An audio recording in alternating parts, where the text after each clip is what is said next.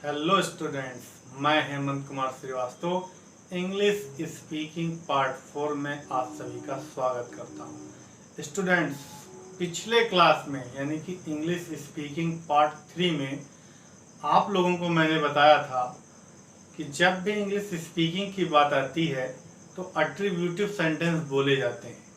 और attributive sentence में मैंने ये भी बताया था कि जो बात जहाँ पर सोची जाती है, जहाँ पर देखी जाती है, वहीं पर बोल दी जाती है। तो स्टूडेंट्स, वहाँ पर मैंने ये चीज़ बताया बात, कि जो बात जहाँ पर देखी जाती है उसमें बहुत इंपॉर्टेंट वर्ड क्या है? बात। बात हमेशा बोली जाती है। तो एट्रीब्यूटिव में जो बात बोली जाती है, मैंने बताया था कि वो बातें 7 प्रकार की होती हैं। तो उन 7 प्रकार की बातों को मैंने उस वीडियो में बताया था कि कौन कौन सी बात बोली जाती है, लेकिन उस बात को कैसे बोला जाता है, उन 7 बातों को कैसे बोला जाता है, उसमें से कुछ बातों को मैं आपको पिछले वीडियो में क्लियर करा चुका हूँ। जैसे मैंने बताया था कि जो पहली बात है वो होती है वर्ड। वर्ड कैसे बोला जाता है, इसको मैंने आपको सिखाया। उसके बाद में बताया कॉम्प्लीमेंट बोला जाता है, तो कॉम्प्लीमेंट भी बोलना मैंने सिखाया। उसके बाद में वेरी इंपॉर्टेंट जीरेंट क्लास पार्ट 3 में मैंने बताया कि जीरेंट क्लास को कैसे बोला जाता है। और स्टूडेंट, आज के इस वीडियो में हम लोग सीखने वाले हैं इन्फिनेटिव क्लास को कैसे बोला जाता है इंग्लिश में। तो बने रहिए वीडियो में। इन्फिनेटिव क्लास सीखने के लिए जिस प्रकार से जीरेंट क्लास काफ़ी इंपॉर्टेंट था, उसी प्रकार से इन्फिनेटिव क्लास इंपॉर्टेंट है, और साथ के साथों बातें जानना बहुत जरूरी है। इसलिए वीडियो को एंड तक जरूर देखें। तो स्टूडेंट, जो इन्फिनेटिव क्लास है वो वर्ब से बनता है। वर्ब मतलब क्रिया। क्रिया क्या होती है? क्रिया एक शब्द है जिसमें किसी काम का करना पाया जाता है। एक एक्शन वर्ड होता है, जैसे उठना, बैठना, रहना, खाना, पीना, सोना, ये सब क्या है? एक्शन वर्ड है। ये सब क्या है? क्रिया है। इसी क्रिया से हमारा जो है वो इन्फिनेटिव क्लास बना है। ये यहाँ पर मैंने लिखा है इन्फिनेटिव क्लास। तो इन्फिनेटिव क्लास को जानने से पहले हम लोग इन्फिनेटिव जानते हैं। इन्फिनेटिव क्या है? तो इन्फिनेटिव को आपको जानना है। तो इन्फिनेटिव को हम पहले अपनी भाषा हिंदी में समझते हैं कि इन्फिनेटिव क्या है। उसके बाद में हम लोग इन्फिनेटिव को इंग्लिश में बोलना सीखेंगे। तो मैंने अभी बताया कि जो इन्फिनेटिव है वो क्रिया से बना है। तो क्या होता है, जब क्रिया में, जब हिंदी की क्रिया में ना जुड़ जाता है, ना पर मात्रा कोई भी हो सकता है, नी, ने, ना, कोई भी मात्रा होता है ना पर। तो क्रिया प्लस ना, या फिर क्रिया में क्या जुड़ जाए? के लिए, तो उसे हम कहते हैं इन्फिनेटिव। जैसे चलना, घूमना, उठना, बैठना, सोना, लिखना, पढ़ना, ये सब की क्या है? इन्फिनेटिव है, क्योंकि क्रिया में ना जुड़ा हुआ है। उठने, बैठने, रहने, सोने, खाने, पीने, ना जोड़ो, चाहे ने जोड़ो, चाहे नी जोड़ो। उसके बाद में क्या जोड़ा गया? के लिए, यानी ना जुड़ सकता है या फिर के लिए। जैसे रहने के लिए, पढ़ने के लिए, लिखने के लिए, रहने के लिए, ऐसे ही बहुत ढेर सारे क्रिया हैं जिसको आप के लिए लगा करके बोल सकते हो। तो अगर किसी भी क्रिया में ना जुड़ जाता है या के लिए जुड़ जाता है तो वो क्रिया नहीं रह जाती है, फिर वो क्या बन जाती है? इन्फिनेटिव बन जाती है।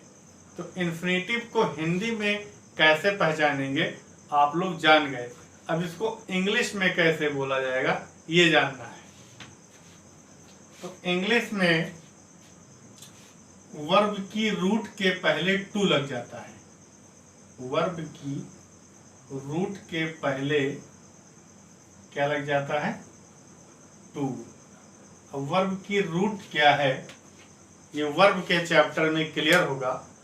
फिलहाल के लिए आप लोग ये समझिए कि अभी वर्ब की रूट का मतलब वर्ब की फर्स्ट फॉर्म है, एकदम कंप्लीटली नहीं सही है, लेकिन वर्ब की रूट का मतलब आप लोग वर्ब की फर्स्ट फॉर्म फिलहाल के लिए समझिए।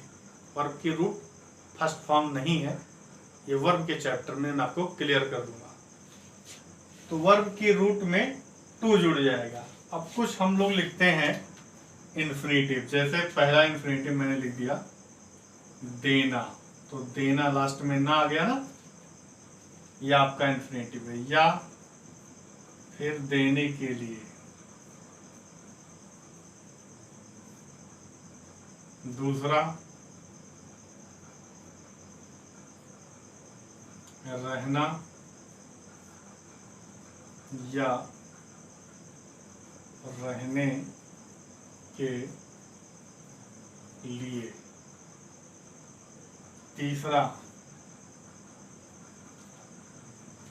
पीना या पीने के लिए,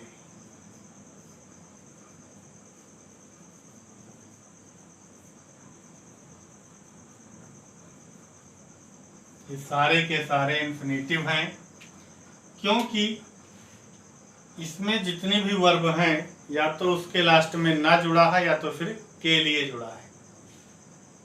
जैसे समाज के लिए, ये आपका इन्फिनेटिव नहीं है, के लिए जुड़ा है, लेकिन किस में जुड़ा है, समाज में जुड़ा है। और समाज जो आपका है वो एक नाउन है, क्रिया नहीं है।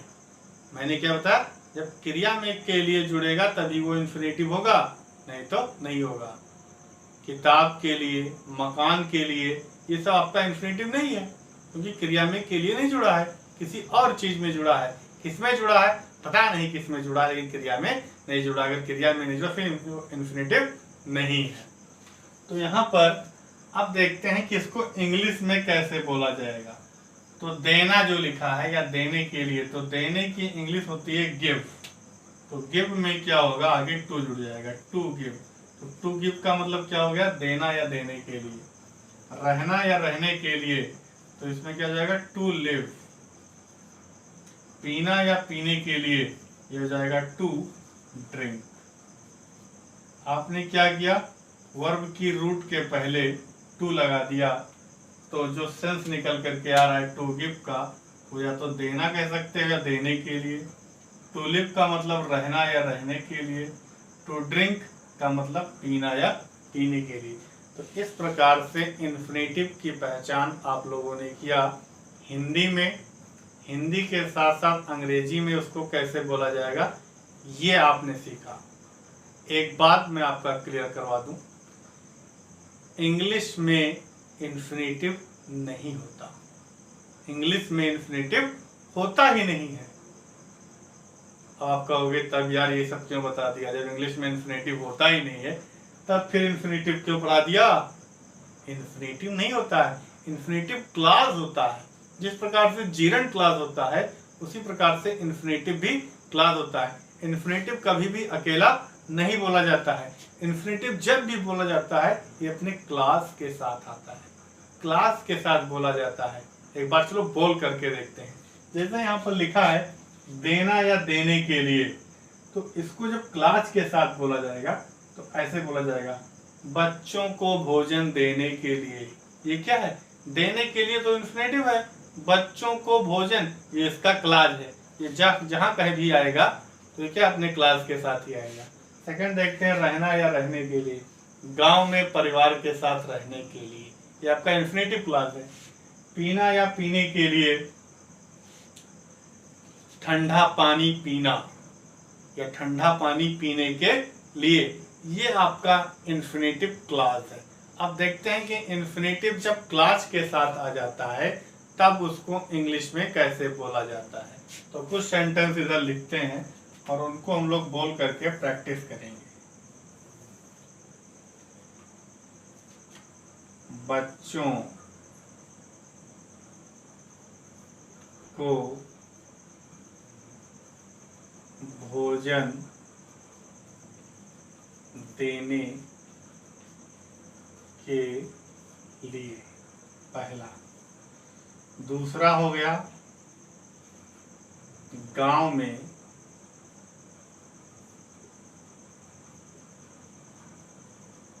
परिवार के साथ रहना हमें अच्छा लगता है। अब सेंटेंस ऐसे आएगा, गांव में परिवार के साथ रहना हमें अच्छा लगता है। अभी मैं पूरा सेंटेंस नहीं सिखा रहा हूं, सेंटेंस का एक पार्ट इंफिनिटिव क्लास सिखा रहा हूं। थर्ड नंबर,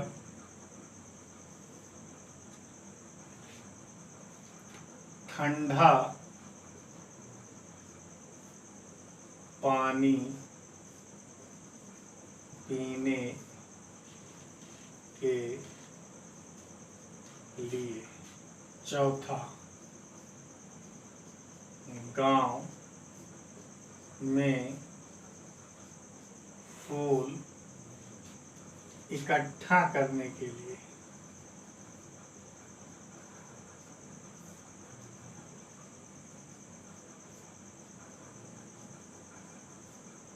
अब देखते हैं कि ये कैसे इंग्लिश में बोला जाएगा। तो आपको क्या करना है, बच्चों को भोजन देने के लिए।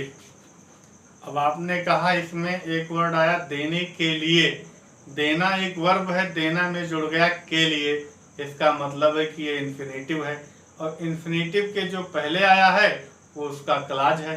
तो ये जो टोटल बात लिखी है बच्चों को भोजन देने के लिए, ये इन्फिनेटिव क्लॉज है। इन्फिनेटिव क्लॉज कैसे बोला जाएगा, तो मैं आपसे कहता हूं आप पहले बोलिए इन्फिनेटिव क्लॉज अपने मुंह से। बोला तो आपके मुंह से पहले क्या निकला, इन्फिनेटिव की क्लॉज, पहले आपके मुंह से इन्फिनेटिव निकला होगा। तो पहले आप इन्फिनेटिव बोल दो, फिर इन्फिनेटिव के बाद में उसका क्लॉज बोल दो। क्लॉज हमेशा इन्फिनेटिव के पहले आएगा हिंदी के वाक्य में। तो देने के लिए ये आपका है इन्फिनेटिव। इन्फिनेटिव इसकी इंग्लिश पहले आएगी, क्योंकि जब आप बोलते हो तो इन्फिनेटिव आपके मुंह से पहले निकलता है। तो देने के लिए, देने के लिए इसकी इंग्लिश क्या होती है, टू गिव।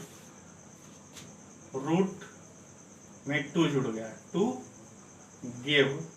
उसके बाद में बचा क्या, बच्चों को भोजन, बच्चों को भोजन।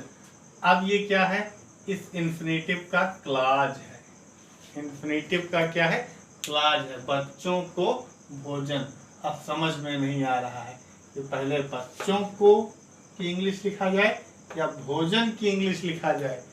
तो मैंने क्या बताया था आपको, कि जो क्लॉज है वो बेयर वाले भी वर्ड हो सकते हैं, क्लैड वाले भी हो सकते हैं। यानी केवल बेयर भी हो सकता है और केवल क्लैड भी हो सकता है, और बेयर और क्लैड दोनों हो सकता है। तो आपको क्या करना है कि अगर बेयर है तब तो लिखो, क्लैड है तब भी लिखो। अगर बेयर और क्लैड दोनों आ गया क्लॉज में तो आप बेयर पहले लिखिए, क्लैड बाद में लिखिए। ऐसा क्यों, क्योंकि इंग्लिश अल्फाबेट में बी पहले आता है और सी बाद में आता है, इसलिए बेयर पहले आएगा। तो बेयर क्या है, बेयर जिसके साथ प्रीपोजिशन नहीं है, ये भोजन इसके साथ प्रीपोजिशन नहीं है, भोजन अकेला आया है, तो पहले फूड लिखेंगे, टू गिव फूड। उसके बाद में क्या है, बच्चों को, ऑफ चिल्ड्रन नहीं, ऑफ का मतलब हमेशा क्या होता है, क, की, के, को कभी नहीं होता है। तो को की इंग्लिश के लिए कभी आप ऑफ का यूज मत कीजिएगा, इसके लिए टू का यूज करें, to give food to children. ये आपका हो गया। गांव में परिवार के साथ रहना, रहना ये आपका इन्फिनेटिव है। तो इसकी इंग्लिश पहले, तो रहने की इंग्लिश क्या हो जाएगी, टू लिव। उसके बाद में इसका क्लास क्या है, गांव में परिवार के साथ। पहला एक वर्ड है गांव में, गांव के साथ में आया है, में आपका कारक है यानी प्रीपोजिशन है, तो ये क्लैड वर्ड है। परिवार के साथ, परिवार के साथ में लगा है के साथ, के साथ भी आपका क्या है, प्रीपोजिशन है। तो गांव में और परिवार के साथ दो बातें हैं, और दोनों बातें क्लास में जो है वो क्लैड है, तो दोनों क्लैड को सीरियल से आप लिख देंगे। तो टू लिव गांव में, इन विलेज परिवार के साथ, विद फैमिली।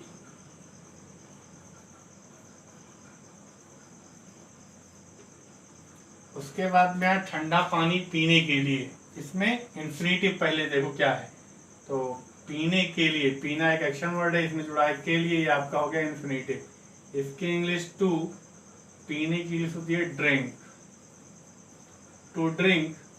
उसके बाद में क्या है, ठंडा पानी, ये एक वर्ड है, पेयर वर्ड है, तो उसको ऐसे ही लिख देंगे। ठंडा की इंग्लिश कोल्ड, और पानी का हो गया water, to drink cold water, ठंडा पानी पीने के लिए। गांव में फूल इकट्ठा करने के लिए, तो उसमें जो इंफिनिटिव है वो है इकट्ठा करने के लिए, इकट्ठा एक वर्ब है, उसमें जुड़ा है के लिए, इकट्ठा करना एक वर्ब है, उसमें जुड़ा है के लिए। तो जब इसमें के लिए जुड़ गया तो ये आपका हो गया इंफिनिटिव क्लॉज। तो इंफिनिटिव की इंग्लिश पहले, तो इकट्ठा करने को होता है कलेक्ट, कलेक्ट में जुड़ जाएगा टू आगे, तो हो जाएगा टू कलेक्ट। उसके बाद में इसका क्लॉज, गांव में फूल, एक बेयर है एक क्लेड है, गांव में आपका क्लेड है, फूल आपका बेयर है, तो बेयर वर्ड पहले लिखा जाएगा। फूल, फूल की इंग्लिश फ्लावर, गांव में इसकी इंग्लिश इन विलेज। तो इस इंफिनिटिव क्लॉज में उम्मीद है कि आपको हर एक बात समझ में आई होगी। अगर कुछ चीजें आपको समझ में नहीं आई होंगी तो हो सकता है बेयर या क्लेड समझ में ना आया हो, तो मेरी जो इंग्लिश पढ़ाने का तरीका है वो एकदम डिफरेंट है। आप हमारे पार्ट 1 से स्टार्ट कीजिए पढ़ना और आगे चलते आइए, आपको एक एक डाउट क्लियर हो जाएंगे और आप बहुत ही अच्छे से इंग्लिश स्पीकिंग करना सीख जाएंगे। तो आज की जो ये क्लास थी उसमें मैंने आपको इंफिनिटिव क्लास को बोलना सिखाया। नेक्स्ट क्लास में यानी इंग्लिश स्पीकिंग पार्ट 5 में ऑफ क्लास को मैं बोलना सिखाऊंगा, एंड क्लास को बोलना सिखाऊंगा और कॉम्प्लीमेंट्री ऑब्जेक्ट, ये 3 बातें और बोलना सिखाएंगे क्योंकि 4 बातें खत्म हो चुकी हैं। पहला वर्ड, दूसरा कॉम्प्लीमेंट, जेरेंट क्लॉज और इंफिनिटिव क्लॉज आज खत्म हो गया है।